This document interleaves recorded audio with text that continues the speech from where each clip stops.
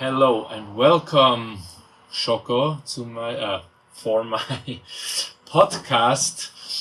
We chose to do it in English. We could do it in German or in Spanish, but my Spanish at the moment is a bit thick. Or in Aztec, Nahuatl.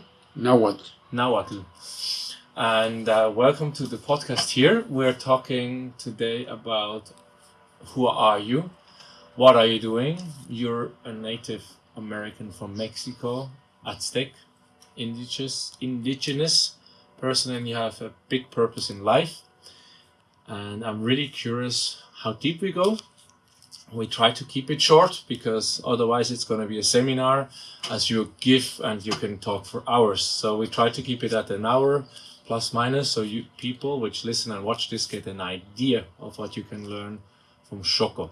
Welcome. Well, thank you very, very much. My name is Xokonoschtletl, and I was born in Mexico. I belong to the Aztecs, and I come here to Europe for try to do my very best to get back to Mexico, a holy crown made out of feathers and gold. This crown has been in Austria since 1524. So we wanted that it goes back to Mexico where it belongs. That's why I am United Nations speaker. I belong to the elders in all Mexico, to the Council of Elders.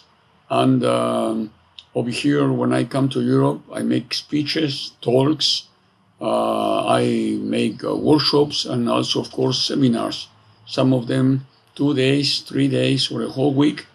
And over there in those seminars, I talk to people about the importance to turn from people to human beings, because it's not the same.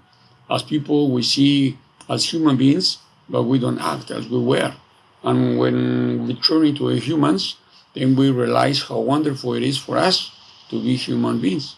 So that's what I am doing in several countries around the world, trying to tell to everyone that all of us, we are brothers and we are sisters, and that's why we cannot fight against each other, because we are going to destroy all of us, very especially Mother Earth. And if we destroy this beautiful Earth that we have, where does we are going to go? We don't have another place to go. Absolutely not. So this is our house, and that's why we must take care of her, if we want it or not, because that way we are not going to help the nature. We are going to help ourselves. Why? Well, nature can live even better without us, but we cannot live without the nature. That makes a big difference. Yeah. So thank you. And you're 72 years old. I am 72. I will be 73. Yes. Don't make me any younger. Yes, and we talked a lot in the seminar about language, and it was, I could go deep only asking about language and the language the Aztecs used, the language we use, and also I'm Swiss, so I use the German with all these finesse. It's very interesting. So you already mentioned what you're doing. Your purpose is to find back or bring back the feather crown of Montezuma, which is currently in the Natural Historical Museum of Vienna. In Ethnology Museum. Ethnological Museum in Vienna, and has been there for many years. And they promised to bring it back, but so far nothing happened. Well, we are going to become it back sooner or later. It is only a matter of time. And the time is ours. We don't think on time. But since 40 years already, I am behind this feather crown. 40 years. In those 40 years, I have been in 47 countries. I speak a lot with the press, talk a lot with very high politicians, like presidents or like kings or queens, even with the Pope at the Vatican. I have been spoken.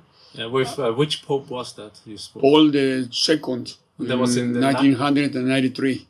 Yes. I talked to him in Italian, and then I say to him that the church has always said that our culture were made by the devil.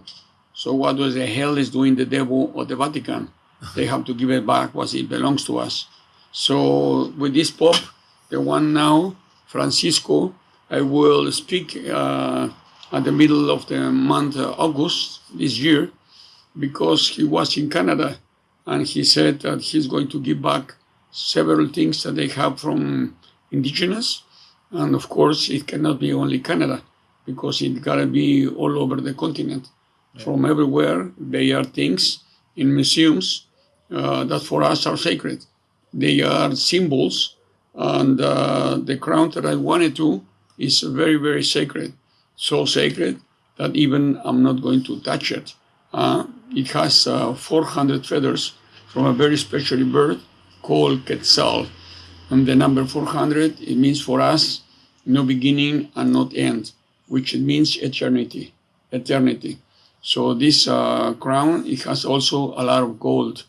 And the gold makes some kind of people here sick, because when they see gold, then their eyes, they are coming out from her orbits,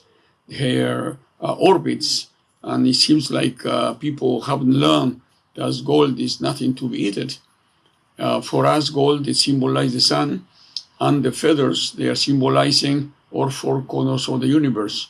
So depends where the sun will be, then the feather change colors. It is green, blue, yellow, and red. So for us, those feathers are incredible important.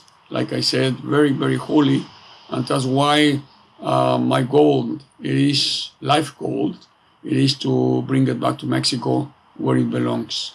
Yeah, and there's many questions. I mean, I followed you. We had a 2-day seminar and I had you for a few days. There's so much information. I really tried to get the best, to get the most in there. So you guys are going to be so curious and you want to meet Xoko for yourself for one of his seminars. So what I really enjoyed is when you shared with us at the end of the 2-day seminar, how you came to actually work so hard against everyone around in your family, your friends. Everyone said you're crazy, you cannot do that.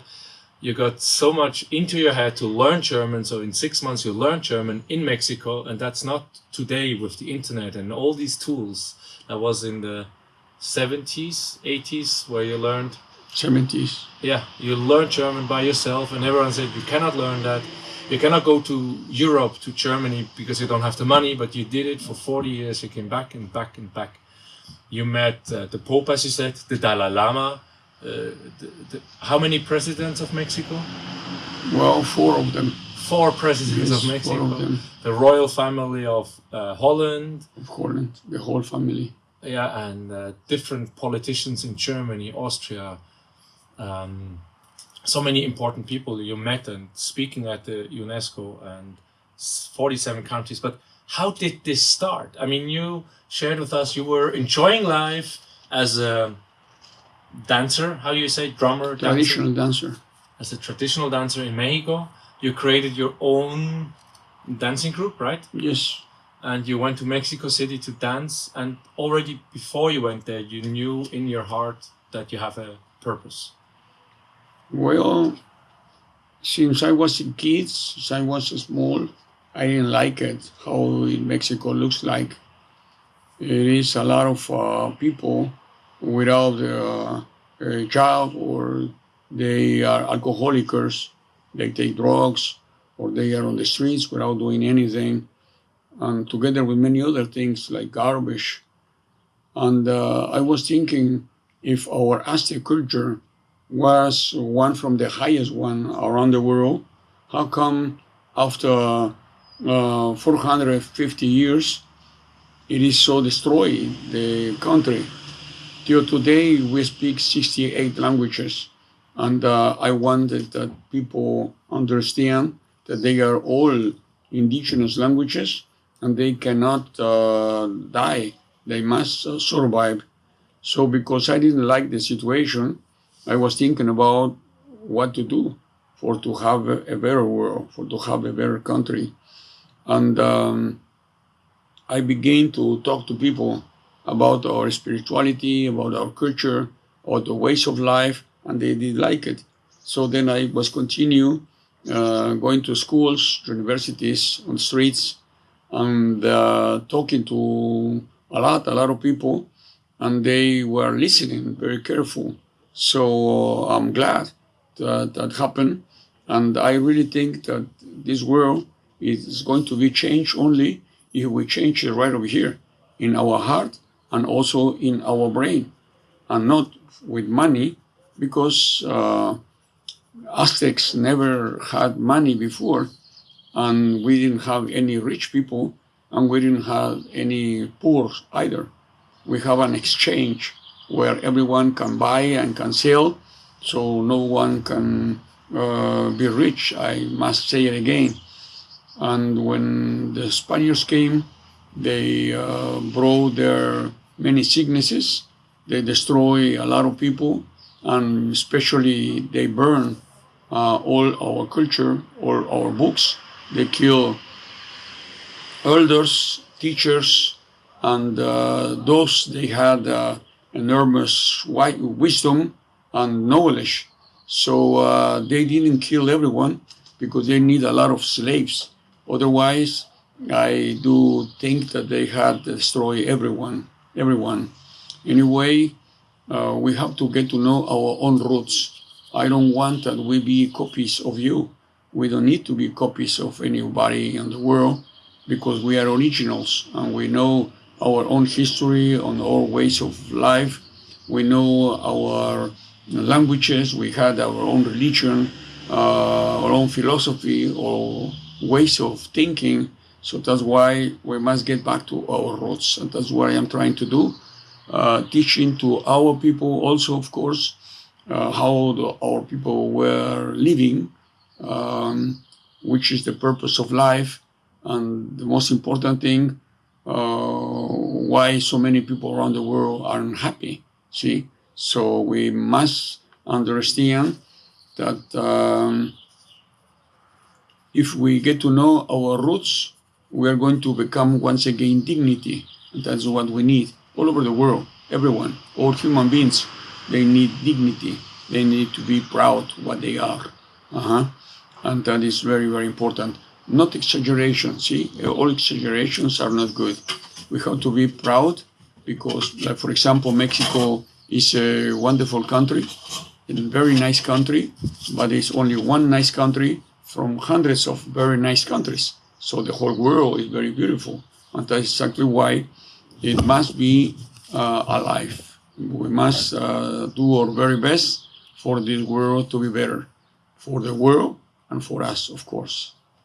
Yeah, that's there's so many questions I could go deep, and I have go ahead.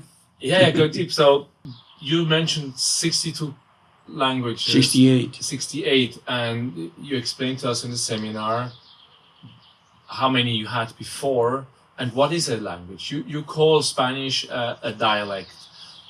So what is a language for you, and how many did you have before in I don't call Spanish a language. I don't call Spanish a dialect. It's a dialect.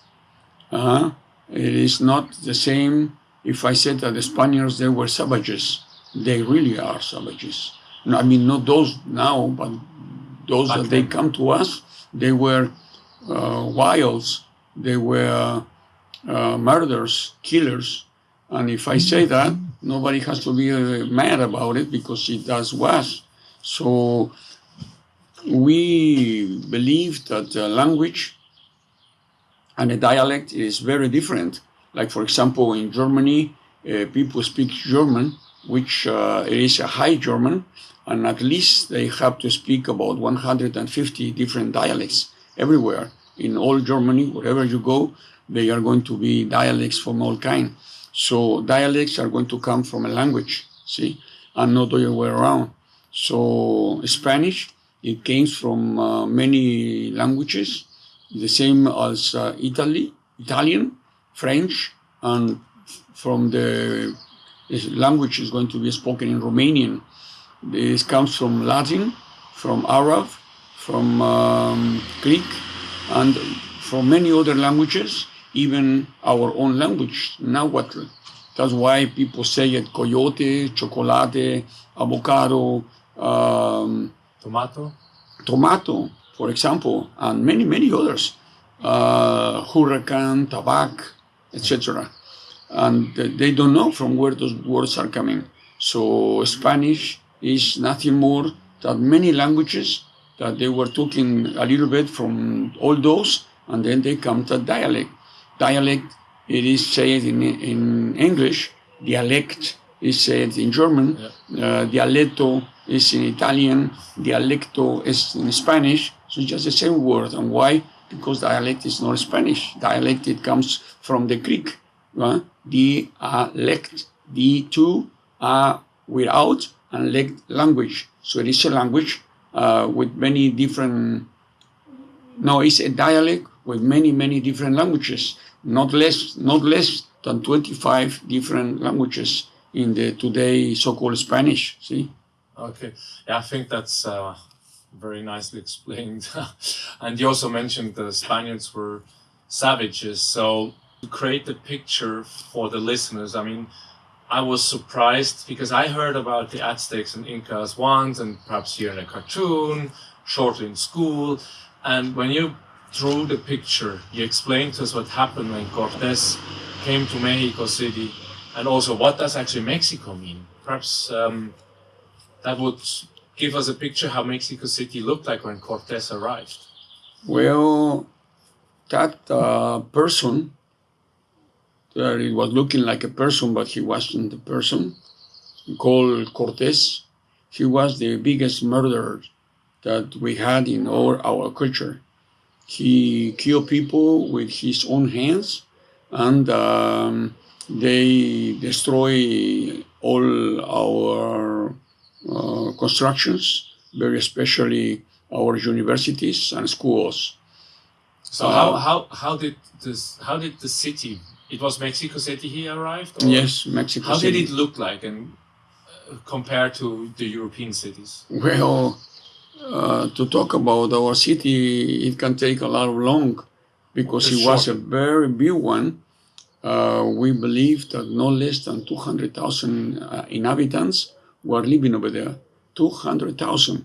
In those days, the biggest cities in Europe was Paris and Madrid, and no one has it more than 60,000. So that city was 3 times bigger, or even bigger than that. And they had the big avenues, 4 avenues to the 4 corners of the universe. The Mexico City, which is called Tenochtitlan, was in the middle from all those big avenues. And then it was in the middle of water, in the middle of a lake, which was called Texcoco. And that lake is continuing being alive today. So the city was constructed with architecture which was unknown by other cultures, like the Egyptians, for example. They never knew it. The whole city was made on the water, inside the water, and it has zoological gardens. They had gardens where they knew for what is going to be used, all kind of plants. The botanical gardens. Yes, botanical gardens. There never exist any police over there. They were the people from their own town, those that they were taking care of the city, but without having jails. We didn't have any doors either, because they were not crooks. And the laws, they were made by elders. They were 26 women and 26 men, which they make the law, and the law was given to Montezuma or to some other. So here... So who was Montezuma, and who was on the head? Okay. They give it the law to Moctezuma, and in your books it is written that Moctezuma was an emperor. He was not. He was not a king either. He only was the person that he represents the law but those that they make the law were always elders. So we call him Tlahtuani, and Tlahtuani means the one that speaks for others. See, of course, that he was very important, but it is important to say it that he didn't make the laws at all. Were always elders. So elders were in the middle of our society, and we see that here in your so-called civilization, the elders are at one side. They almost don't take care of them, and that is very silly and even stupid, because elders has a lot of knowledge, a lot of wisdom, and a lot of experience. So they can help very much that we can live in a good way. That like that. Okay, so and Montezuma was how many representatives of the law did you have? A lot before, right? Or was it the fourth or fifth? What are you talking about? Montezuma's position. But he was not the first to have that. Montezuma was the ninth Tlahtuani. Ninth. Let's call it imperator for you to understand it. And when those barbarians came, Montezuma was on the throne. Montezuma was the one on the top. Yeah. And after him, it was his brother, which was Cuitláhuac, and the last one was a young fellow. Montezuma was his uncle. He was called Cuauhtémoc, and he was only 21 years old. See, so the Spaniards took him as a prisoner, and 4 years after, he was killed. He was hanging on a tree, which it proves how wild were those people, how barbarians were, because he was a hero, one of the biggest heroes that we do have in Mexico. The only what he was doing was protecting our land, protecting our people. And of course, he was not a murderer, he was not an assassin. So he was the last one. So we had 11 different people that they were saying to the Aztecs what do they have to do and how do they have to live.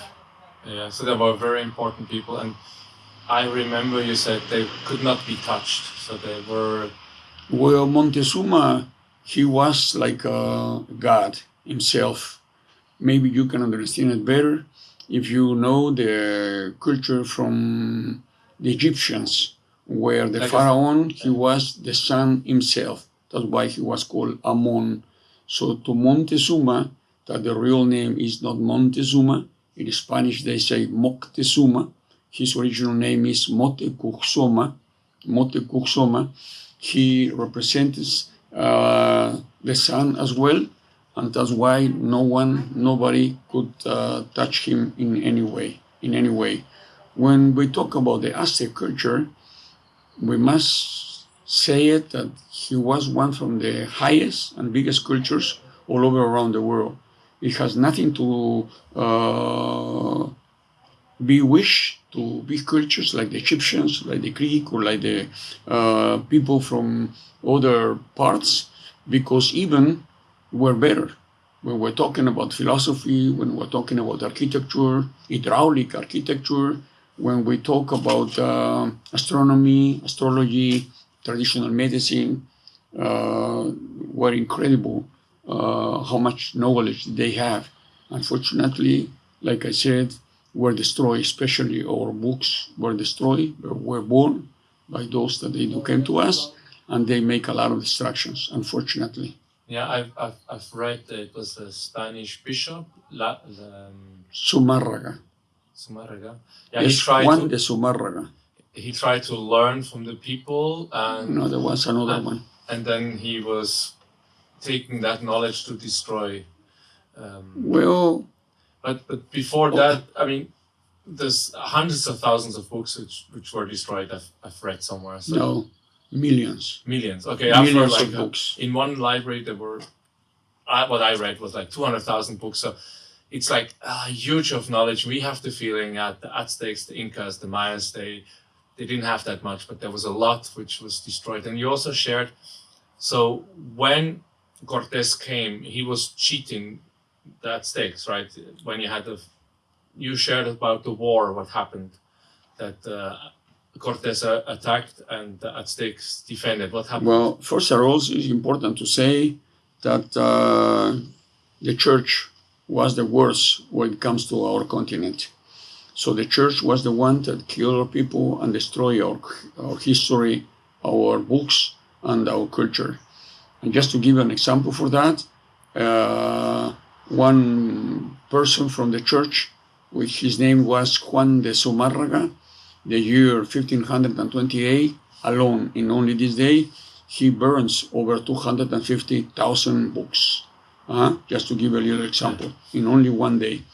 Then when Fernando Cortez Pizarro came to our city in 1519, the 13th of August, Montezuma was waiting him as a guest, and then at the same place, at the same moment, Cortez took prisoner Montezuma, and he never ever was free again.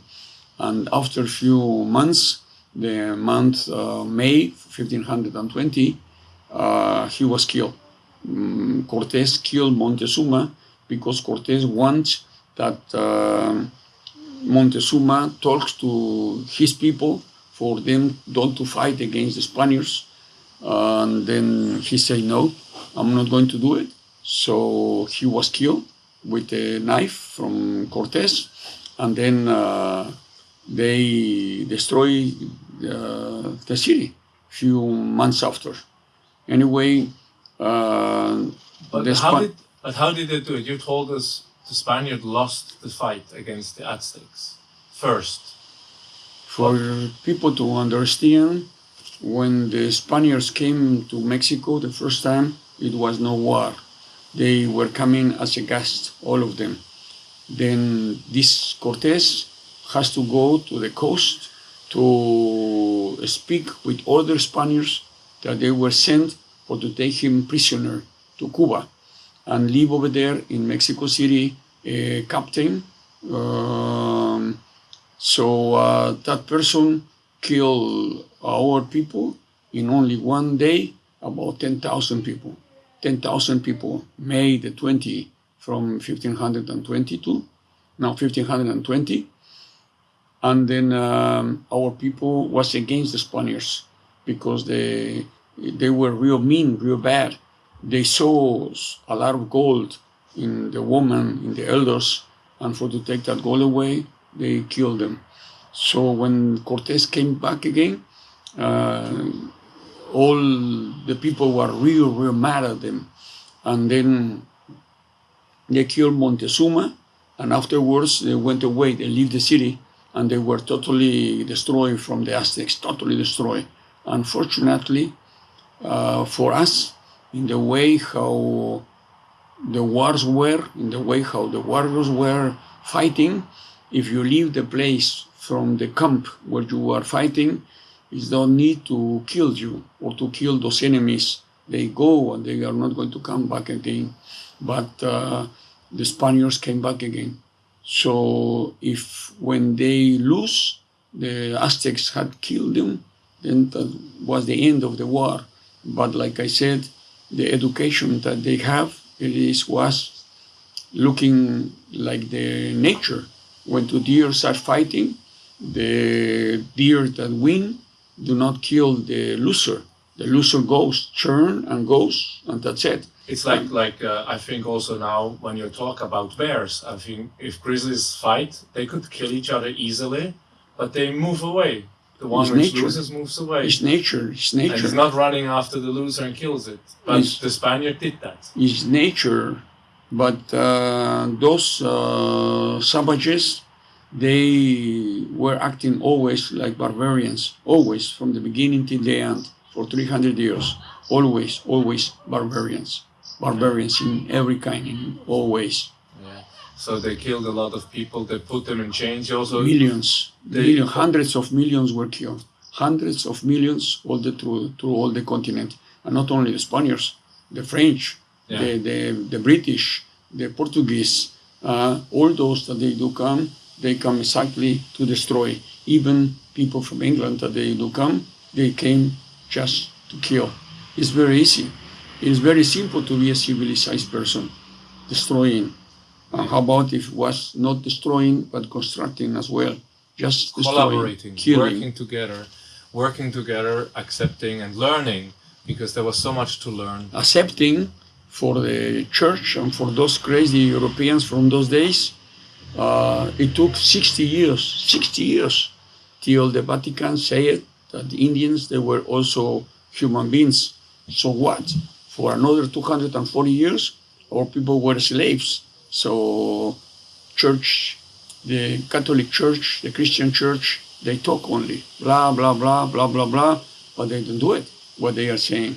They speak well, but they don't do.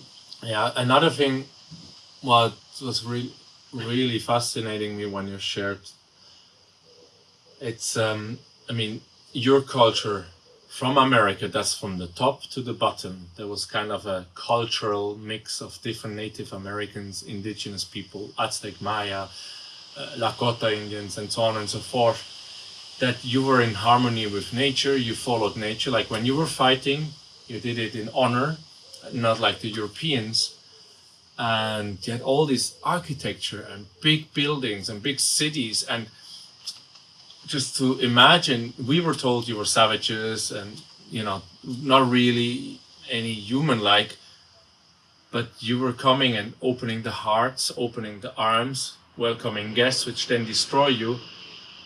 But also when we look now, what is left over, a lot of knowledge is lost. We know a little bit about the calendars, but when we look at the pyramids, that's what is basic. I don't know how much else is left, but the pyramids are very precise in height. And you say they're built with a tolerance of millimeters, and they are big structures.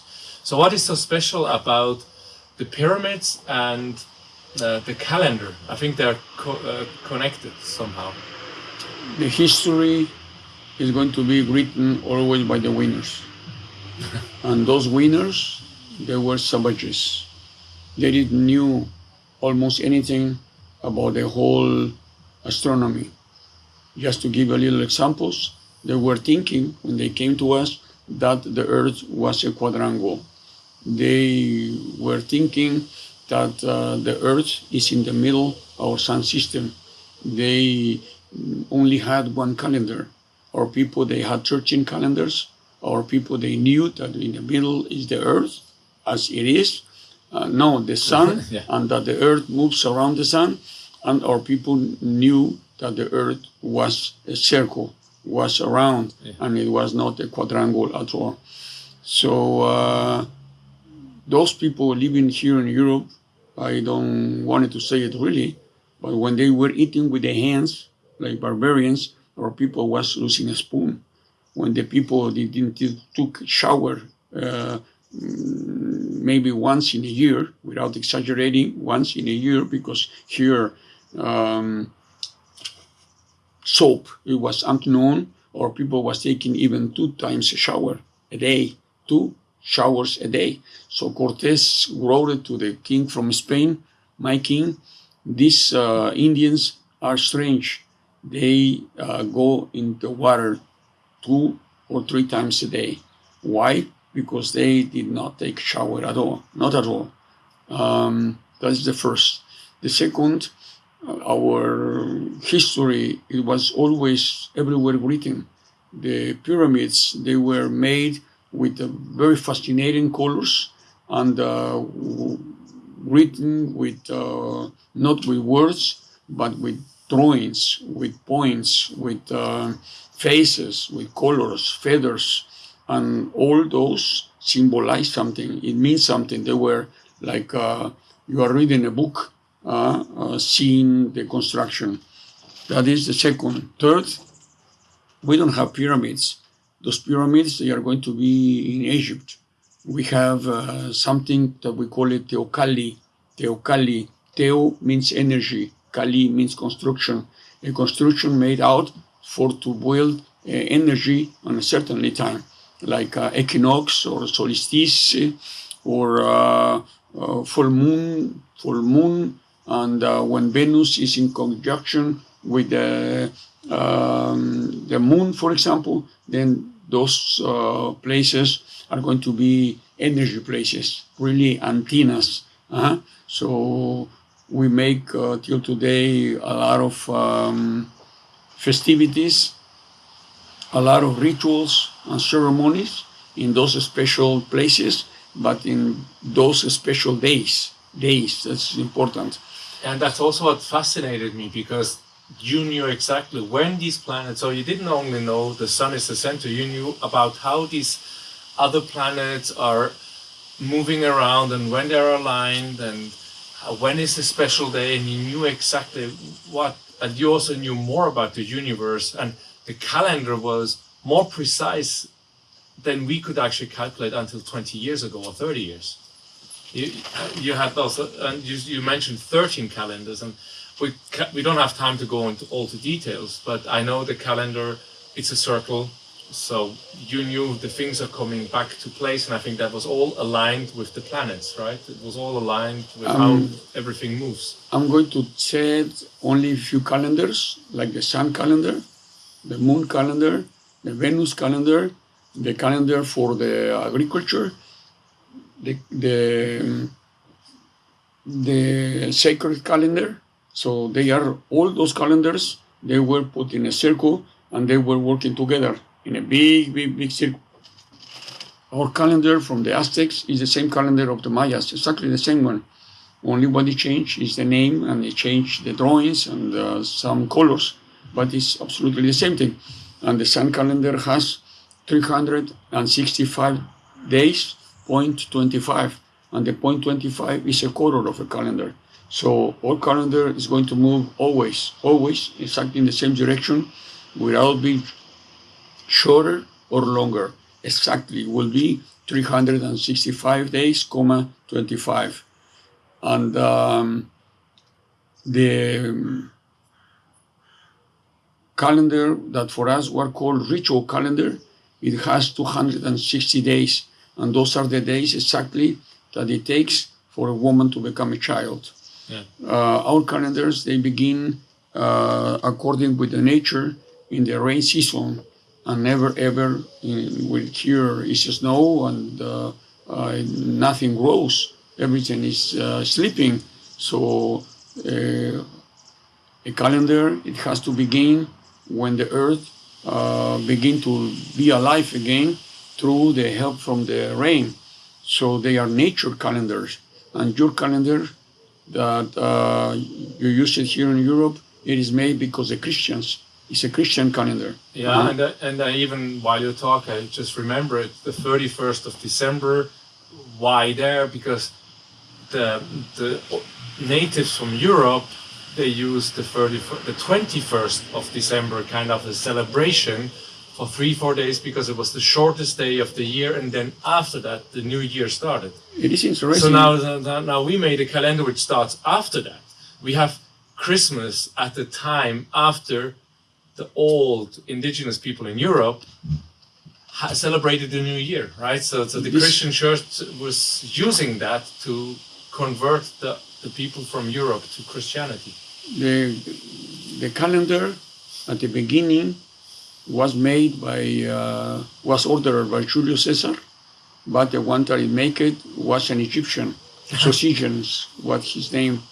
And then in the year 1584, a Pope, Gregorio XIII, he knew that the calendar is wrong, and that year it has only 355 days, not 365, but 355.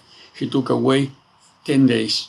So now we are not the date that we do have, but 10 days after. See, that didn't happen with us. It's what people don't know. The today calendar was made by the Pope. He paid it for it. And that's why it's a Christian calendar. And that is very crazy for us. This is a normal calendar. Why? Because it has nothing to do with the nature. Absolutely nothing. It's interesting to see how the church took the elder symbols from Europe, like Odin, for example, or the Thor, or the Zeus, or the many others, for to make them own way of thinking, and because they were killing and destroying people, they could not fight against it, and because they grow the history, well, most of the Europeans today only know that calendar, the sun calendar, and they have forgotten their own way of thinking. For example, not far away from here is a town which is called Odense. Odense comes from Odin. And Odin, he was exactly one from the important symbols that they do have in all this area. Most of the people, they have forgotten. And that is a pity. That is a pity, because they have to know their own roots, of course, as well.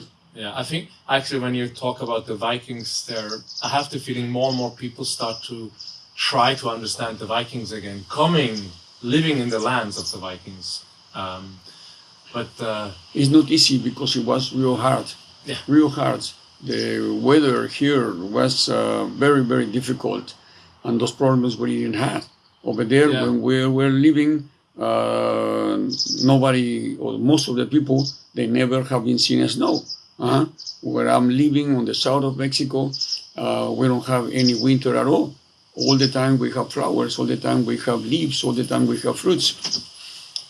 And of course that is very important, because everything comes out from itself. The fruits, they are everywhere to be seen on the rainforest.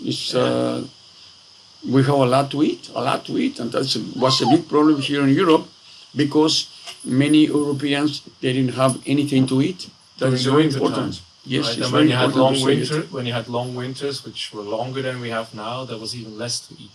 So of course, when you have enough food and you have enough shelter, you can actually create a better civilization, a better culture. It's very interesting. Another thing that I wanted to share with the audience here is, and we should know that if you're interested in history and culture in Europe, we know that the church also in Europe and Africa came, used the sacred places, pulled it down, and built their churches on top. You shared that also with what happened in Mexico and. Well, that happened all the time. I'm sure, I don't believe, I am sure that almost everywhere around the world where they are churches from the Catholics, from the Christians, they are in very special places that have a lot of energy for the old cultures, Aztecs, Mayas, and many, many, many others. All the churches, it doesn't matter if it is a cathedral, if it is a chapel, if it is a convent or a church. It was built not only on the same place, it's built with the same stones, only they look different, or they were turned in the stones, see? So the Cathedral of Mexico City, for example, it was the place where it was a holy place, and then there were found the very big sun calendar that weighs 28 tons, and it has 3 meters and 60 wide. So it's a very big stone from basalt stone, and they were founded exactly in the same place where it was as construction.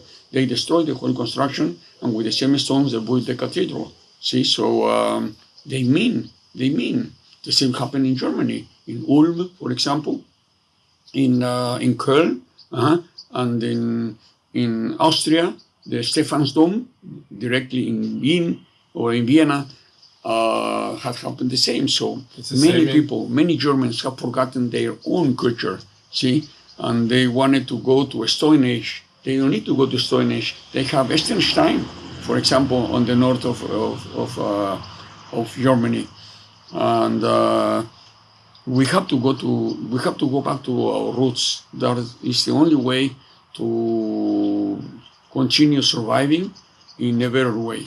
So how do we go back to live in the I think that was the message I got this weekend with you, to live in the rhythm with nature. So we are in our rhythm again, because I know I'm working now and the people are like, this is how it is, and they're waking up completely not according to their inner biological watch. They're not going to sleep with their watch.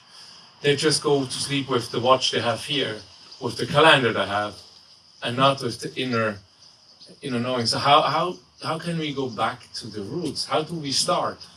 Every person that lives away from the nature will be sick, soon or later, but it will be sick. We have to go to nature. Nature cannot go to us.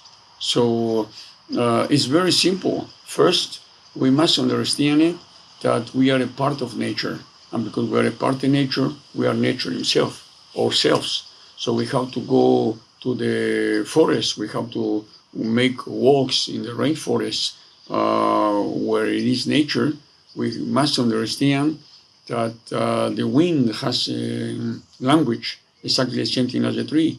If we have a problem, we have to embrace a tree and to talk to the tree and to wait till we get an answer from the tree. So we can turn to be human beings again when we laugh more, when we dance more, when we are happy, when we help other people. I am sure that this world needs more humanity. So we have to turn, like I said before, from people to human beings. And if we do that, this world will be more than enough. See, now right now is coming Father Son. And the wind was also talking when you mentioned the wind. So yes, that's exactly the wind. It was talking. It is nothing to do with magic. It comes out right now. All the time we had it not good, and right now all the time it says, "Hey, you are right. Tell those people that they don't gotta be crazy and they must respect us. Otherwise, we are going to kill them, or they are going to kill themselves. Even worse." Yeah, and he also said, when we realize the light and the love inside us, we can share it out. And look, most of the people, they are happy when the sun shines. And over there it shines 8 hours, 10 hours, 12 hours. But if the sun shines in our heart, over there it's going to shine all 24 hours. We must understand that all of us, we are children of the sun. Because when it is sun, we have a very mood, we are more happy, we say good morning to everyone, we are fine. Why? Because the sun gives us a life. That's why we call it Father, and the earth will be our mother. The moon will be our grandmother, and the sky is our grandfather. All over, more like animals, insects, plants, etc., we are brothers and we are sisters. So we have to be a part of nature and near to her and not far away. Yeah, and that brings me actually you bring me automatically to the discussion we had about gods, also in our seminar. So you shared to us like the Aztecs or the indigenous people from Mesoamerica didn't have a word for God. I was all over the continent. Way to Canada or to Alaska, and then way to Chile, to Peru, Bolivia, from everywhere. And I never ever have heard that they have a word God. Even people that they speak two languages, Spanish and Quechua, or Spanish and Nahuatl, for example, when they use the word God, they must have to say Dios. And Dios, it means in Spanish, God. But why? Because they don't have words in their own language. We call it energy. This energy, it has no form, it's not male, it's not female, and we call it teotl. Teotl, it means energy, but energy, the same that we are. So we find always that what you call God inside in us, and when it is already inside in us, then we give it to all others. See? So energy, it is to be seen everywhere, and it is the same kind of life, the one that we have, and the one from a dog, from a cat, or from the tree. Just it changed the form from life, but the life is the same. If you just cut a little flower and if you leave it for minutes, then it's going to be killed. Because it's killed, you are going to see how it dies more and more and more. We must respect life in every kind of forms. That's why our people, they said, respect your grandmother, respect your grandfather, respect your mother, respect your father, and respect all kind of things that they are all over around you. So we have to respect all kinds of life. We want that everyone respect us, then we must respect others. Otherwise, we cannot wait that they do respect us at all. We don't need to speak a kind of a language for to understand us each other. We must respect us. We must. It never, never, ever is going to be peace on earth if we do not respect us. And most of the people, they don't respect themselves. That's why they take drugs, they take alcohol, or they are always in a hurry. They forgot maybe that the earth is a circle. And it doesn't matter how fast you are moving, you are going to come back always to the same place where you were beginning. So why does we are going so fast? Well, no time, for example, to go to the toilet, no time enough to eat, no time enough to make love. How come you say it that this is life? That cannot be life. That is survive. The existing people are existing, but they are not alive at all. They don't cry anymore. They don't cry anymore. They must cry. It's good. It's fine. It's good medicine, and it is gratis. Don't pay for it, right? We can all heal ourselves from almost anything, and my last years with depression and listening this, listening that, many times when I get to listen to a talk where people interacted with indigenous people all around the world, they didn't really have the diseases. And when you shared that the Spaniards came to your lands with diseases, then I not only saw the physical diseases, I also saw the mental diseases. That's right, absolutely. Right. Unfortunately, here in Europe, there were many diseases that over there were unknown. And when they come over there, millions of people, they were dying. Only for smallpox, we think that all over the continent, there were not less than 80 million to 100 million people have died because only one sickness. So it was a biological war. As well, yeah. Terrible. And how could they be healthy if when they make a toilet, they throw it, they was throwing it always outside. Yeah, I remember Or people, they had toilets, or people, they have hotels, or people, they were living totally different. So I will turn. We had a culture, and not a civilization. Everyone can be civilized. Everyone. People that they make wars, they are very high civilized, but no culture at all. Because if they had culture, they must be in peace. It's easy as that. Yeah, but I also meant like the mental diseases. Mental diseases are very terrible, because we notice when someone is sick, till it is an end. So those in Spain was a queen, and she said to all Spaniards that it doesn't matter what kind of crime they have committed, and that they are in prisons of Spain, they are going to be free. If they go to New Spain, that's the name from Mexico, for a while, if they went over there to be living for 3 years. So they come all kind of crooks or thieves or murderers, and not only those that they were sick, really nuts in every way, but also people that they were murderers.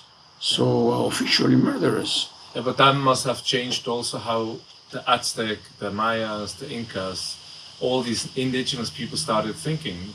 But also when I look at it now, because I have been depressed, anxious, like you say, right? I didn't understand, or I'm still working on it. It's a wheel. Take it easy. in German, you also mentioned it. I had to laugh when you mentioned it. Ich gehe schnell. This, I'm going fast on the bathroom. I'm going fast to pick up something. I'm going fast to do this. It's I just, wait fast. I wait fast. Yeah, I wait fast. It's how can you wait fast and all these things? And I had to laugh. It's just so normal that we say that that we don't really think about it. But it is anything but normal to do that. And when I think of, as I said, going back to the mental diseases, indigenous people are helping each other out, where we are getting a pill from a pharma which makes billions and billions of dollars for selling pills instead of working and talking. What is the problem? How can we help? And ground. You also say go out in nature, and then I was thinking for the listeners. And you say, okay, I go out in the nature, I hug a tree, good. Then I listen to it. How does that work? We have not learned. How do you listen to tree? How do you listen to water, to the wind? What do you do? Are you just sitting there and you get completely silent? Or how does it work? Sometimes they are to talk. Some other ones are to keep quiet. When you go to the forest and you permanent, you just be quiet, just watch, just hear. Then you're going to hear voices you never had heard. You're going to see movements that you never have been seen.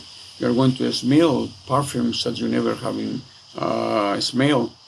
So because we are a part of the nature, it is very easy to turn into an ego or to be a fish or to be a deer. It is very normal. Our people, they have more than enough time to watch nature, and that's why they were great astronomers. And astrology exists very much by us too. Time, it doesn't count. I am now 72, and many people, they said I'm old. I'm not old, and I'm not young either. 72 years, 100, 1,000 years is nothing if we talk about eternity. So we do have a very perfectly calendar, perfectly, more perfect than the Chinese, for example. And we knew that the time exists, but we never take it so serious. Because if we take the time so much serious, then we are going to destroy our life. So for us, we say we will see us tomorrow. When? Sometime in the afternoon, in the morning, or in the early day. But we are going to see us when, when. Yeah. When we look after a bus, we go outside and we wait for the bus. Can half an hour take or 1 hour, maybe doesn't come any bus. We like that way. Most of the times over here is too exactly. People are some kind of slaves from a watch, from a clock. We live, much as I'm concerned, less than you. We die younger than you. But we have plenty of life. We don't worry much. We dance a lot more. We laugh a lot more. We make love a lot more. Many different situations. We are different. We like to be different. Vive la différence. Yeah, but that's exactly what you shared in the beginning. There's so many countries, so many regions, and we try to have like a one world and everything is the same. No, that's the nice part about the world is these different climates, these different countries, the different ways of living. As long as we live in the rhythm with nature, because animals and plants are doing that, but not us. So, because we talked a lot back and forth, and I want to kind of go back to, you shared that as a kid you saw how the Native Americans are not really living a good life. And you had this inner voice with the feather crown that you need to bring it back. And you shared a story with us when you were with your dancing group, your traditional dancing group in Mexico, in the city, that you had like this woman keeping coming to you. What happened there? You were, what, 30 years old? Or I don't know. It's not important. It happened in Mexico City. Huh? I know how old I am because I'm here. Yeah. Many people, they ask me how old I am.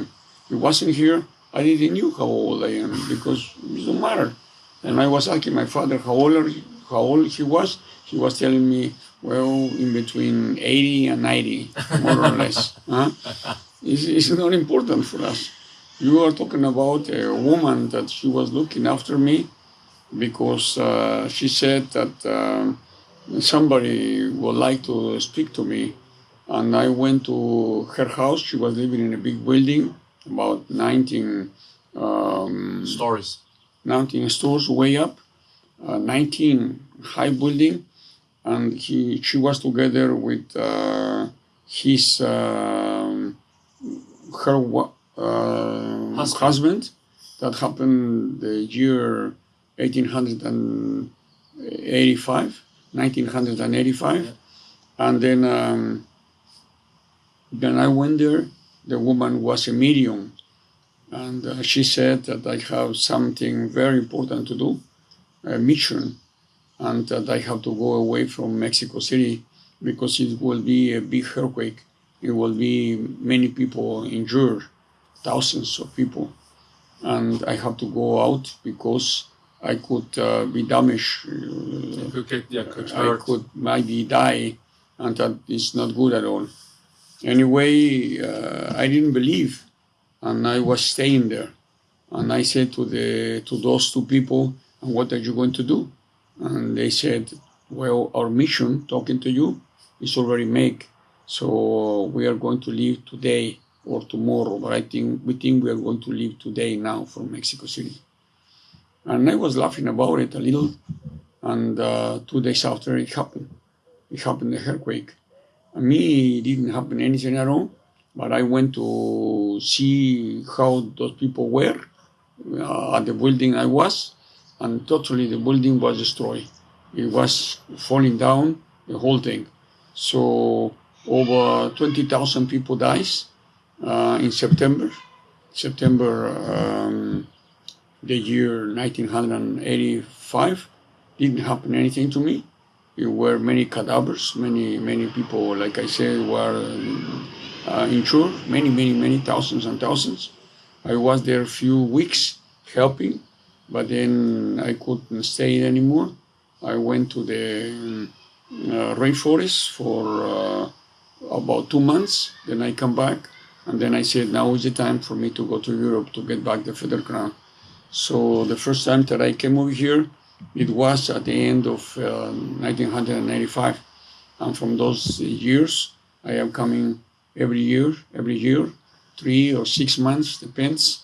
I traveling in Europe, and other time I'm traveling to other parts. Sometimes I'm going to China or to Japan or Brazil, Canada.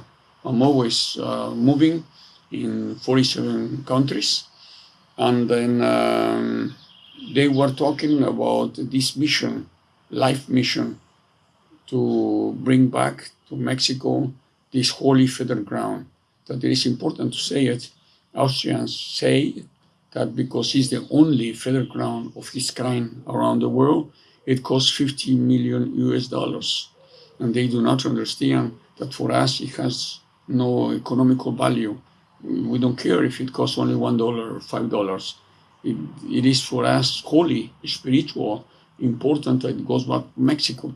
And very especially when this feather crown goes back home, there is going to be weighted by millions of people in Mexico. And then it's going to be put in one of our museums. In Mexico City, we have very beautiful museums and very, very big. And when it goes back, people from Canada, from the USA, from Peru, Guatemala, and all the others, they are going to say, those Mexicans, they make it happen. So now we are going to fight for our holy land, for our holy objects, because they are all over the world. Paris is full of them, Austria, they have thousands of them. Germany, the Vatican, Italy, England, of course. They have a lot of things. In the United States of America, plenty of things from all over the world. In Chicago, in New York, in Washington. So it's going to be a little flame that will be a big fire. They are going to be stronger. They are going to understand that it is possible, that we have to pay the price, because 40 years is a long time, long time. And we have to pay the price if we want to change. If we want to change, we must need to pay it. And in this case, I am the price. I gotta be here in Europe. I don't like it to be. I don't want it to be. Very nice people, but are a lot of afraid, a lot of scare. People that they always hurry, very especially the food. When I eat some kind of fruits, they don't taste me like watermelon, more like carrots. Or when I eat a papaya, it doesn't have any taste. So I love always when I go back to Mexico, and if I continue doing this in the way I am doing it, talking with a lot of politicians from all kinds, I'm sure that it will be back, this crown, in the next 2 years, especially because in 2 years, 2025 will be anniversary, 700 years that the city of Xokonoschtletl was built in 1325.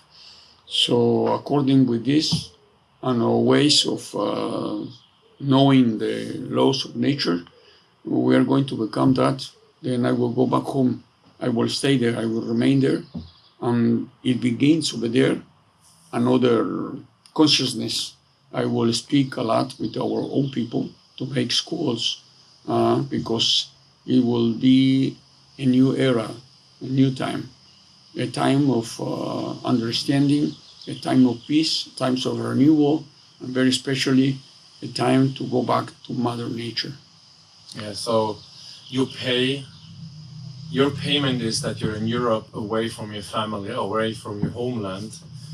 You said you met a lot of people, and I cannot help it, but what is the people you meet in the seminars, in the workshops, on the street? When I come to Europe... Besides that we are hurrying and not taking time to eat. When I come to Europe, or when I'm going to other countries, I'm suffering. I'm suffering because people are hurrying too much, sometimes because of food, sometimes because they have problems on the streets, sometimes because people don't help. I see alcoholic people and many. When I go to the seminars, I find the most very wonderful people that they want to change. And when I speak at the seminar, they wake up and they wanted to change. But when I'm going, they're going back to the drugs, they're going back to the alcohol, they're going back to television, or they commit suicide. And it's not good. They do not understand that to be alive is already a fight. They are not strong. They don't eat what they need. They don't think what they need to think. They don't do what they're supposed to do to be together with nature. And very especially, they live like individuals by themselves without being a part of a whole humanity. So I have been spoken with thousands and thousands of them, all kind of ages, very small. I'm going to the jails and I speak with the prisoners. I go in houses of elders and I cry with them because it's very stupid to have those houses. They have to be with us as a family. They was taking care of us when we were little. Now we have to take care of them because they are old. And someday we will get old and we want that we are going to want that someone take care of us. But maybe they are going to put us also in an elderly house. And I talk to them in many, many ways, how to be human beings. Many, they do what I said, because they know that it doesn't cost anything and it is very easy, very simple. But like I say it, in a few months, they are the same. Why do you think people cannot change when after they wake up, they see it, they want to change, and they go back? Why? They wake up in a moment, but they come back always to the same thing because they are used to. So what can help them not to go back? Do you think there's something we could do? Is it all things around the world, or is it Europe you're talking about? More Europe. Mostly Europe. Most Europe. But the other parts of the world as well. I think that people here, they think too much about their past. And their past, the word say it, past, it has gone. It's gone. It's not going to come anymore. Or they are thinking too much in the future. Future that maybe could be, but we aren't sure. Our life does not belong to us. We just borrow it. We'll be here for 100 years, and that's nothing if we are looking at eternity. So people worry too much about things that they are not used. Once again, this is our life, and here it will be our past, and here will be our future. But we are right here, and depends what we are doing now, it will be our future. Depends on that. Very important now, right now. And what have been done yesterday, it has to do with the today. So the today is yesterday, and the tomorrow just in one circle. Yeah. That's why we try to think always positive. That's why we look always after the good from the not good. And I don't want to say it bad, because the bad does not exist in our language. Exactly, that's what I just was thinking. You shared with us also in German, in English, in all these different languages or dialects, as you say, we have these negative words. And you don't have that. Like we have the word for God, but I'm on a path to find myself, be more authentic, be more me, right? That's also what I really liked from your teaching was, we are all the same. We are one, but we are not photocopies. Like my from India, yoga teacher says, we are not photocopies. God doesn't make photocopies. We are individuals, but we are the same. And I really like that. You can have a brother or a sister, which both of you were born at the same time from the same woman. You're going to be totally different. It doesn't matter if both you are going to look like you are the same, but inside of you are going to be different. One is going to eat meat, the other one is not going to eat any kind of meat. So all of us, we are different, and it is wonderful to be different. It's very nice. So we be have to yourself, accept it right? as we are. Right. So be yourself, because it's wonderful to be different. Don't be like someone else. Everyone is only one, and never is going to be another one like that person. And every one of us, we have something great, something beautiful, something wonderful. And we have to find out what it is. Because the enemy, we can be the one, ourselves. We don't look inside in us, we look all the way around. Most of the people, they know which color of eyes they have, or which weight they have, or how old they are, but they don't know who lives inside in them. And inside in our body is the most important part of everything, because that is my house, but I live inside. So who am I? Where does I am going to? What is the purpose of life? Why I'm not happy? Most of the people, they see that they are not happy, but they do not think about it, why they aren't. Because maybe it is very possible that they are the ones that they make them lives very difficult. So what is the meaning? Why are we here? What are the Aztecs or the indigenous people from America saying? We are only for one purpose, to be happy. Yes, simple as that. And many people, when I make seminars, they say, yes, but which way I have to go to be happy. There is no way to be happy. The happiness is the way. If the people think positive, then it will be very easy to be happy. But let's call it like this. In English, I have two words, which they are just about the same, but it is not the same. Happiness and content. Content is like in German, that you say glücklich und zufrieden.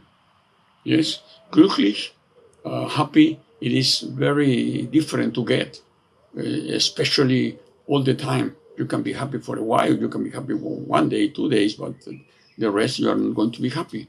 But content, zufrieden to be, it is the most easy thing that it is, it is. How we can be content all the time, thinking positive. Positive. It doesn't matter how bad it can be, how wrong it can be, how worse it can be. We have to think positive. I'm going to give you an example. I give this example very much because I like it. I like it very much. One of our people someday, it has an accident. And with that accident, he lost the left hand and arm. And he was happy. So people say it to him, how can you be happy if you just lose an arm and a hand? And he said, because I don't think on the hand and arm that I lose. I think in the hand and arm that is with me. I mean, if I cry, if I kill others, if I blame, I'm not going to become once again my hand. So I have to get to know how I can live with only one hand. To be positive, it is very simple. Every one of us can do it. This world is big enough. This world can have a lot of more population. It's more than enough to eat for everyone. But of course, we have to learn again to give. We have to give so much that in our way of thinking, we say, only what you have given, that is what belongs to you. Even we have a Thanksgiving Day where we have to give things away for them to be rich, for them to have so many things. Very new things, very valuable things. We give many to everyone. We don't need to don't know anyone. We give many things away. And I remember the story you shared when you were a kid, when you gave away. What was that? Well, for me to give away is my passion. I love it very much to give away. If I give away, I don't have money to take drugs or to take alcohol. So when I was small, since I remember, I was giving things away. And my mother buy me pants because I have to go to school. Very nice pants, new ones. And I knew a boy about my age that he didn't have the pants. And I remember that I have few other on my home. So I was taking my pants and I changed it. I give him my new pants and then I become this older. When I come to my home, my mother said, what happened to you? What do you have that? So I said that I give it to somebody and I said, but my son, it was a very new pants. And I said, yes, but he needed more than me. And she said, but you cannot change the world. And I said, yes, I cannot change the world, but if I change, it will be a beginning from a change. Yeah. So I was happy. And he was using that pen all the time because he didn't have any other pen. And I have some other older pens, but I do. So from Europe, I bring people to send me packages to Mexico from all kind of stuff, for children, for elders. They send me clothes, they send me things to drawing, they send me many things, and then I give it to people, and all of them are happy. They are clothes, for example, that they are used, but in a good condition. They are happy for everything. It's interesting. It's very interesting. Last week, I come from Switzerland, and Switzerland is one from the richest countries in the world. And I'm sure, unfortunately, how I know Switzerland is one from the saddest countries in the world where the But people not are according not to- happy.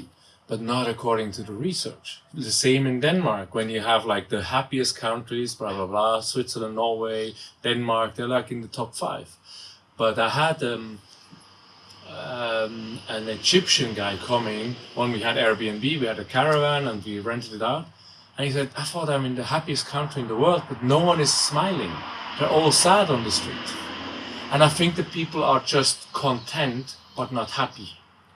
They're safe because they have enough safety. So if they lose everything, they still have the state to help them. They still have food. If a country is happy, then of course that they were not ill people, and they are ill people everywhere. Oh, here there are All lots kind of one. Well, and if the people were happy, they will not commit any suicides. And here many people, they kill themselves. And how about drugs? And how about alcohol? Yeah, alcohol is a big problem. If you go to Oslo, if you look after way to Stockholm, if you look in Copenhagen, there are drugs on the floor. Yes, no, not drugs. How do you call those? Needles? I haven't seen needles. I do. Where I am, because I live these countries in a very different way as you do. Yeah. In Switzerland, I know Switzerland in a very different way. I know Germany a lot better than the most Germans, for example. I'm going to places where I said these people is not rich at all, and they are very, very poor. Unfortunately, I think that it is unfortunately, most of the people, they think that you are rich when you're driving a Mercedes. You are rich when you have a big account on the bank. For us, it's rich the one that is free, the one that has a family, the one that laughs, the one that helps, the one that gives away to others, the one that cries, the one that understands that is a part of the world and he's not the world himself. So we understand happiness in a different way, because once again I go back to Switzerland. Switzerland is one from the richest country in the world, but for me, the richest country in the world is in Bangladesh. And maybe some Swiss people, they are going to say, you're crazy. Bangladesh people are dying for hungry. Yes, but they are laughing a lot. They are helping a lot. They don't have nothing, and that little what they have, they give it to other people. And that is for me to be rich, to be free, and to say a thank you very much to Mother Nature every day and every morning. Yeah. Wow. Yeah, we have been talking a lot, and we could talk also about the symbols of the signs, like square, the circle. Circle, you said it's eternity, it's the energy, and the square. Circle. Yeah. About the circle. Yeah. What for us is very important. Yeah, and that's you also shared with us when the Spaniards came. They were like, oh, they don't even know the wheel, and you told us we don't use the wheel because it's so sacred. Sure. Because it's just a circle. We can prove it anytime. We can prove it anytime. The toys, they were made out of wheels, but was not used to for transportation. Of course, to transport on wheels, it makes the work easier, but we didn't want it to have easier. What for? If the work is easier, people are going to be lazy. If the work is hard, then our bodies are going to be strong, very strong, in a natural way. So it's very difficult to understand for us that in the civilization, the easiest it is, the more problems they have. See, for example, our people, they wash clothes and they are clothing, they are with the kids on their back. They are with the kids playing, they are talking with them, they are singing with them, and they are washing the clothes one by one with long time. And over here, they wash it in a wash machine, and they mean they don't have time. They are smoking during they are waiting. So it's a big difference. I wrote a book in German language, exists only in German, Pity, because it has to exist in other languages. Let's it's see if only we in can, German. We can probably get that in other languages. Difficult. But you have 11 books, you said. It is, yes, I wrote 11 books, but this is one that I wrote in German, and it is called Points of View from a Wild about civilized people. I'm the wild, of course. And many people, they don't think that I speak German, for example. And they speak, and I hear it. And I said, I didn't hear it well. They could not say that. Why? Because they say it so wrong things. Because I believe that the whole problem, it will begin before the child is going to be made. The problem exists, and those future parents that they never have learned to be parents, and they become children. It doesn't begin education by the children when they're born. No, the education begins with the parents. They want to have children. It's a very, very important issue. Very, very important issue. To have a child is not to have a dog or to have a cat. Or fish. Yes, some kind of that is very important. Every parent, they must learn how to be, if they can be, if they are able to be. Because what you said, I had this thought actually for some time before you mentioned that yesterday or the day before we talked about it. But how do you learn to be a parent? What can we do? Talk to elders. To elders? Of course, they had already children. They know how it goes. If a woman wanted to have a child, she has to go to talk to a woman that has many children. How does it wash it? How it is made? How do you feel? How does it happen? When do you have them? How is to be pregnant? Well, I mean, we have to go to those. They have the knowledge, and not to books. You also mentioned the ones which helped to give birth were women which gave birth before. Only women. Never ever doctors. Yeah, but they also had given birth before, so they knew what's going to happen. Sure. To have a birth here, it is a business. When someone dies, it's a business. When someone is alive, it's a business. If you don't work, you can buy. And if you can buy and you cannot work, you cannot be a good citizen. So it's very much things crazy. But never ever one man say the woman by us how to have the child and when is the time to be born, to be the birth. The birth is going to decide the child, never ever the mother, or of course not even a man. So they are going to be a woman helping them, a woman that they had a child already, that has been spoken with that woman, when, how, why, in which form, etc. It's very easy to become children. For example, over here, they said that the children, they must have them with pain, and that is not truth. Or the woman that we do have, they never had pain. Why? Because they make it in a natural way. And people here, they don't have it in a natural way. For example, they go to a hospital to become a child. So the hospital, they are going sick people. But the woman is not sick, she's just having a boy, having a baby. So where does they have to have it? At home. Where else? At home. Only they are afraid.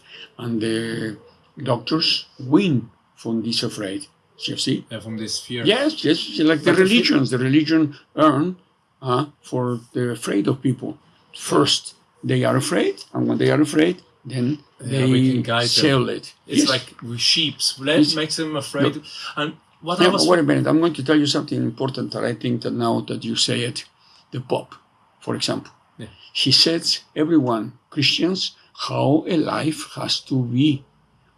No, how a family has to be alive or has to conduct themselves. How to live. But he cannot have a family. He don't has a family. He doesn't have children. So how does he is going to say it? How to manage with the children if he has no children at all? How to manage work, children, sex, silly. All these things. It's totally silly. Yeah, so I can see. Now you're the first indigenous. I talked to a Sami person for 2 hours, so I have talked much more with you, and I've seen that the Sami from Finland, Sweden, Norway, they live all there. she was a lot with Mayas, and she said it's the same. I'm really looking forward to get the chance to talk to Aborigines, African, all kind of indigenous, but I have the feeling that indigenous Ureinwohner are more connected to nature, more respect to the elders, and they use people which have gone through a birth to help to birth. And other things. So you go to people which have experienced it and you trust. And when you shared, we are not giving birth at home, right? It's because we are afraid. We are so pressed by the school, by the state, by everything, that it feels wrong. Why would I give birth at home? What if I bleed to death? And right, we have this fear that we're gonna die because we're gonna bleed so much and we're gonna have so much pain, because we're told it's painful. You also said at the seminar, the natural way of giving birth is standing or crouching down, like sitting, and the baby comes when the baby decides. Yes, because it's going to be a perfect circle. The at vagina. the moment to be born. And if you are going to lie in a bed, for example, then the vagina will be like this. So it's a big difference in a circle and like this. If the child will come out from this form, it must need to be pressed or push or pull, yeah. Or pull. But if he is being born in the position our people that doesn't need. Yeah, the child is going to be born exactly on the time he wants to, and not just when the mother said, in an easy way. Yeah, it just lies down, right? Yes, because the vagina is going to have oils, especially for the birth, and to clean him up. That's not important. Can be done next day or in a few days. And the child, it must be by the mother, never ever has. It must be to take him away, to clean him up, or to know how much he weighs, and those stupid things that it doesn't matter. We right? find it very silly, very, very silly.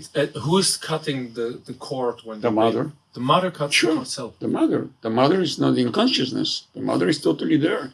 Okay, so the mother takes the mother will lie on the floor with the different kinds of leather. Or covers, or with many things in a good position, but it will die on the floor. Why? Because it lies down on the floor and right away give milk to the children. Try to understand it. We have been in the stomach from our mother from 9 months. 260 days. Yes. And then suddenly someone, let's say the doctor or the nurse, take us away from her. What does it happen? Well, she's taking us away from the only thing what we know, our mother. So that can cause problems that it will be all your life with big problems. Why? Because we are scared. If we are with our mother and our mother calm us down and we are taking milk, what we are going to do? We are going to be quiet. We are going to be fine. We must understand that in the stomach of our mother, it was darkness, and we are coming out is light. So we have to be used to the light, to the noises. Yes, it's totally other world. So we need to be with the mother, only with the mother. Few days. And where's the father? The father can be over there, but cannot touch the children. For how many days? 4 days. 4 days, yes. And that's because the child must be used to. It must be used to. That's why you were talking before about psychological problems that can cause us a psychological problem. What do you think that it happened when a stupid nurse, for example, that takes the child to clean themselves, falls down? Just try to imagine, please try to imagine. We were in the stomach from our mother from 9 months in totally calm, and then somebody stupid give us a... Yeah, and we have the heart... Hit us. Because they said the child must breathe. Right. Yes, but it must breathe alone by himself, and not because it's going to be hit. Because it still gets oxygen through the navel Yes. until the mother cuts. The mother cuts only when the child is Till breathing. later. It's not so important to cut it. It's not important. It can be there for a few days, no problem. What? The mother has the Yeah, cord. what happened? Look, I just asked because I'm not used to it. It happened nothing at all. Nothing at all. Interesting. Absolutely nothing. That is the only thing that connects us with the mother. So when we cut it, we are going to lose that connection. So like I said, the child is with the mother for a few days, and during that day, it's going to be cut, it's going to be everything. But after, the child is used to the noise and even to the weather, which is very important. And then the father comes after time. No, the father can see even the birth if he wants to. Also, children, they must understand what it is means life from where it comes from. And we are keeping the kids away. The sister, my daughter, didn't see her brother being born, but in Lying, you keep your kids away lying. That's why they said that the child comes from a bird. Yeah. Huh? In From Mexico, the the people. stork. In Mexico, the people they said that the children come from Paris. So when From the Paris. child say it, if I was born in Paris, why I don't speak French? And then it comes a second lie, and they say it from France to Mexico is too far, so you lose the language. So that is a big problem because the parents tell lies to children. Then how can we trust the parents? When right? someone is born, then the children has to be there to understand how life is going to be or from where does it come from. They cannot talk. They gotta move in a certain time after the birth. They are going to move to other room and then they are going to ask questions. Yeah. But they cannot make questions over there. Why? What's the first? The second thing it is when someone dies, the children are going to be with the dead. That way they are going to understand the meaning of life and the meaning of death too. They are not going to be scared to die. They are not going to be scared to breathe. And what is important, you also share with us the people when they're dying home, most likely, and they're buried home. Sure. For you, it's so normal. For us, it's like, this is, Normal. how can you do that? And you have a deaf body, but for you, it's normal. Why do you do that? Look, once again, let's go back to the circle. Here I was born, and then at the end of the circle, I will die. And I will die at the same time I'm born. So it begins once again. So we are born to die, and we will die to be born again. Yeah, It's just simple as that. It's just a new adventure. It's just a new adventure. It's the end of one adventure to the next. We are energy, and energy is not going to be destroyed. So I am Odin. I am a part of the whole nature. I am a star. I am a woman. I am the dog. I am a cat. I am a plant. I am anything around the world. Even Venus. I am the essence from a mosquito, from a butterfly, and from an elephant is exactly the same thing. We are talking about the essence of life. So we are energy. And you said Teotl is called energy. Or what was it? What? No, when I asked, building of energy, the pyramids you called energy building. And they are in energy places in certain locations, in certain time. See, not all the time. Okay, yeah. Not all the time, only in very special moments. Wow. Most of the people... And we are energy. Most of the people in civilization, they don't look way up. They look way down. They have forgotten to see the stars. They have forgotten to speak with themselves. So, of course, they have forgotten to speak with the planets. They have forgotten to speak with the moon. They do not understand almost anything what is happening outside. And we are sure that everything what it happened upstairs, it will happen here down. Yeah. And what it happened here down, it will happen up there. As above, so below. That's what we learn in the church, but we don't really understand it. The macrocosmos, the microcosmos. But the thing is also, when you say we don't, I was interested in the moon when I was 14, 15. People just said, wow, you're crazy. And then I stopped because I was alone. I couldn't talk with anybody about that, right? I learned about the calendar, how the star signs work and how people in different calendars. I was so fascinated that when I was reading about that, like, wow, I understand. These people, I have it well, these not, and this is written here in the book, but I couldn't talk to anyone because this was just like crazy. But for you, these things are normal, that there's cycles and there's energy points, certain times. But what I meant with when I said Teotl, I get it completely wrong, I'm sure. But we Europeans think the Aztec, the Maya, they're praying to the sun god. And there were 5 different sun gods and they were thinking, but they're not, they're energy. And what was the word you used, or what was the word we Europeans thought you use as God? What? Teotl.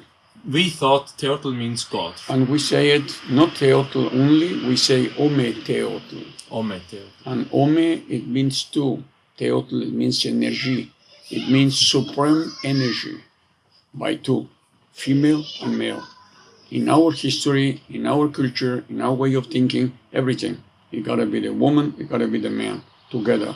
Nobody less, nobody more, both exactly the same thing. So we have that what you call it yin and yang. Yeah. Exactly the same thing in our history, in our way of seeing things. It always must be woman and man, man and woman. Duality. Supreme duality. The biggest God duality, let's call it like that. And by the Christians, what is the duality? It's God, a man, but it is not a woman. Yeah. It's the sign spirit, yeah. And it is not a woman. It is the son, but it is not a woman. It's not a daughter. We speak about the daughter, the son of God. We do not speak about the daughter of God. Where is it? Then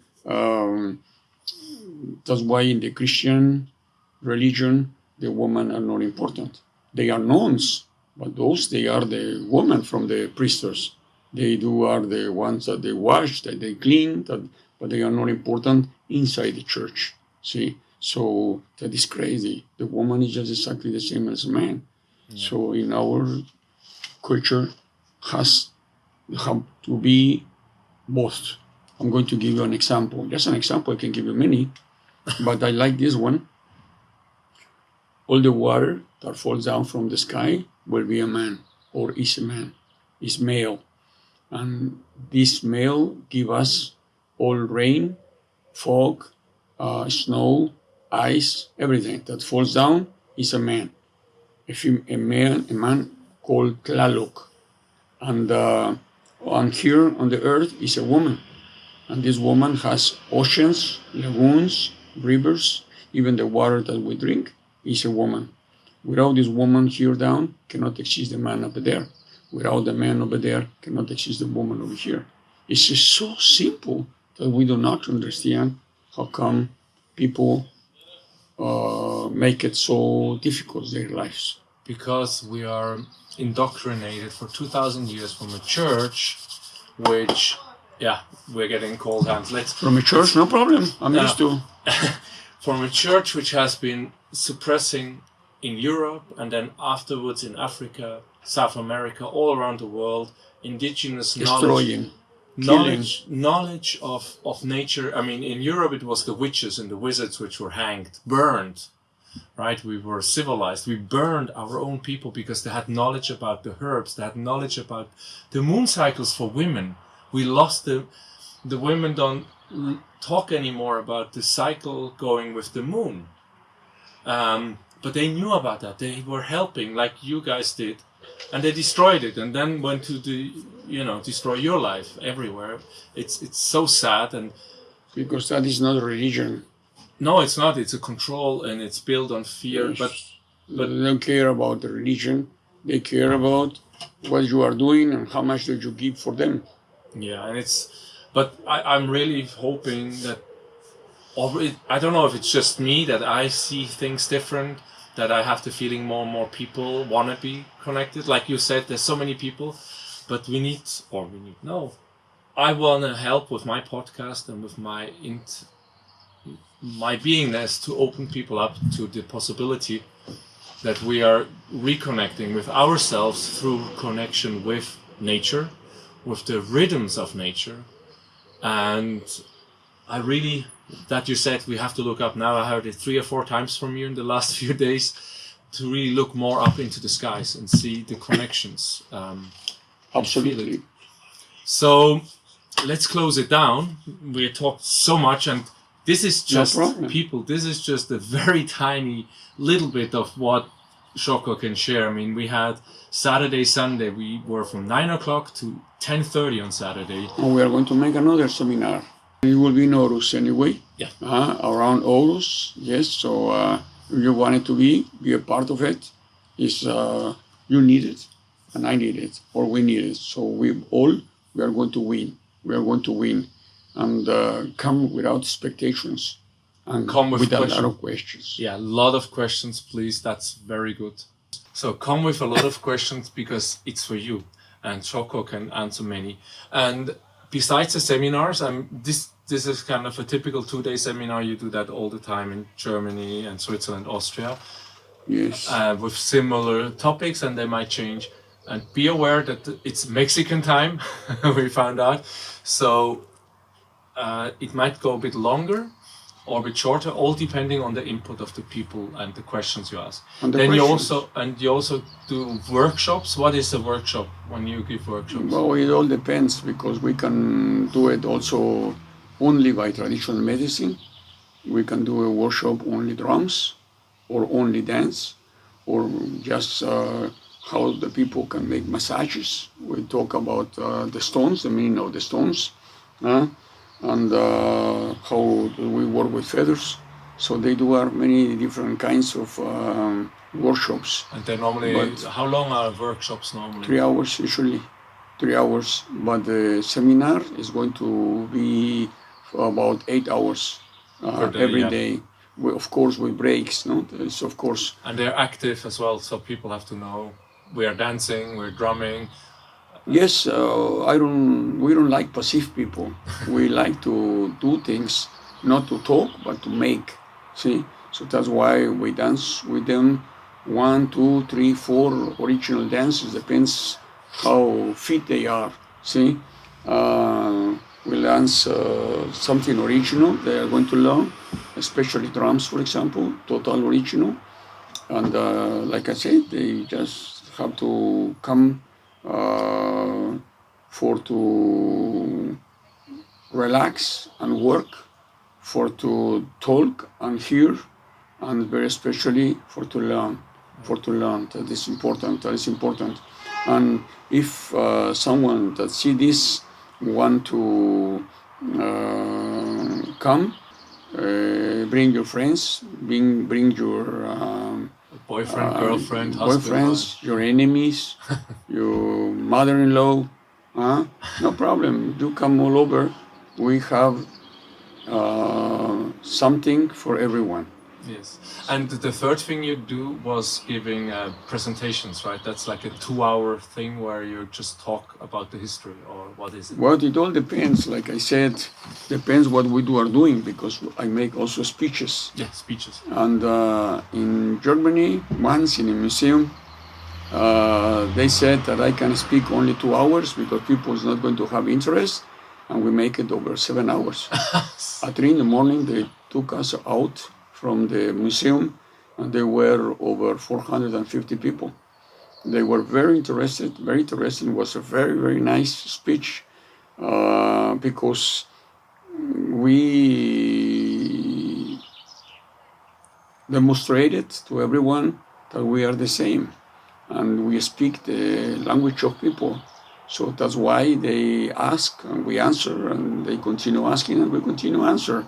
So the time continue, and when we see, we have been talking 4 hours instead 1 hour or 2 hours only, and it's nice, it's very nice, and I don't care about the time. That's why seminar that you were, then took a few hours more. Why? Because if the people have interest, well, we continue doing things, no problem. It was beautiful. Just to add it to this podcast, we had planned from 9 o'clock to 5, at least that's what Xoko told me, and 9 o'clock to 4. And we had to stop Xoko and the other people to have breaks in between. because we just continued, and then in the evening at 5 or so we had dinner, and then we went dancing around the fire with the dances we learned. That was great. That was awesome because we had a really great place at Eagle Road here in Denmark in Skanderborg. Because the weather was unstable, unfortunately, so we were inside. We learned dancing. We had all the theory. We had all this exchange. Then it was nice weather. After dinner, we went out around the fire. We did the dances, the 2 dances with the drums. We had bring your drums. If you have your own drums, bring them, please. Nice because place. then you can play yourself. And then after that, we also had a meditation, a guided meditation. And so we was some stopped. kind of crazy one, huh? Yeah, so many people were feeling and being everywhere. So be open, be curious. It's worth a lot. And I think it was 10:30 we stopped, and we could have continued. And on Sunday we also said it's 4 o'clock. We have to stop because people had to go. Unfortunately, 2-3 It people works. had to leave early, but we continued and continued. So it's awesome. And so for people which listen to that, there will be more seminars. I will put all the links to the web pages, the YouTube, the Facebook from Xoko, so you can get all the information. And if you think like, I want to have Xoko, if you're in Norway, Sweden, England, Germany, Switzerland, wherever you are, and we can make it happen, you can reach out to Xoko and ask him for a seminar. You can even have a week seminar, as we heard. You can ask for workshops. We can tailor it to what you need. So you can reach out to him. There's also a GoFundMe for supporting Xoko with returning the feather crown of Montezuma, for Montezuma's crown feather. And if it's already back, I mean, if you listen to that in 2026 and the feather crown is back in Mexico, please go.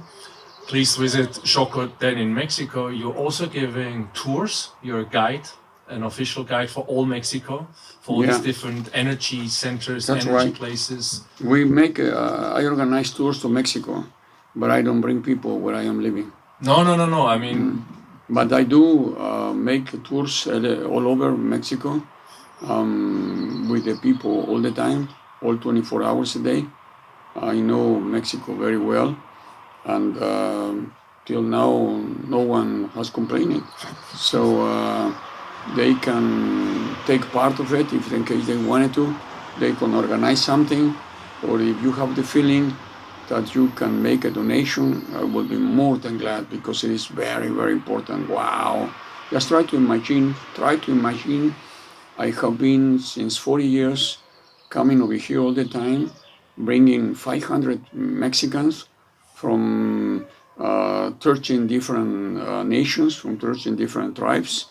And just to give you a little example, in 1993, we were walking, 1992, we were walking around Austria over 3,200 kilometers, 120 Mexicans for 104 days, just to pay the tickets. This was a lot, hundreds and hundreds of thousands, but I did it, and I paid it by myself, selling my books, making seminars, making tours, and I also speak to people when they have some kind of a problem. Then they call me. I know how to make many illnesses well, so you just can try to. And you can reach me through WhatsApp or through email, and think about it. It's worth it. But if you do know somebody that can help us with donations, well, let him know, please, to visit our website. It's very simple, Xoko.info, Xoko.info,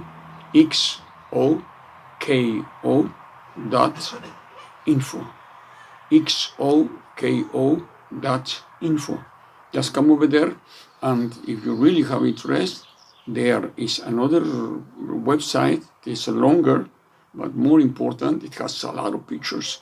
What we have been done, our marches, with whom we are talking to, a lot of pictures, a lot of videos, also with a lot of press documents.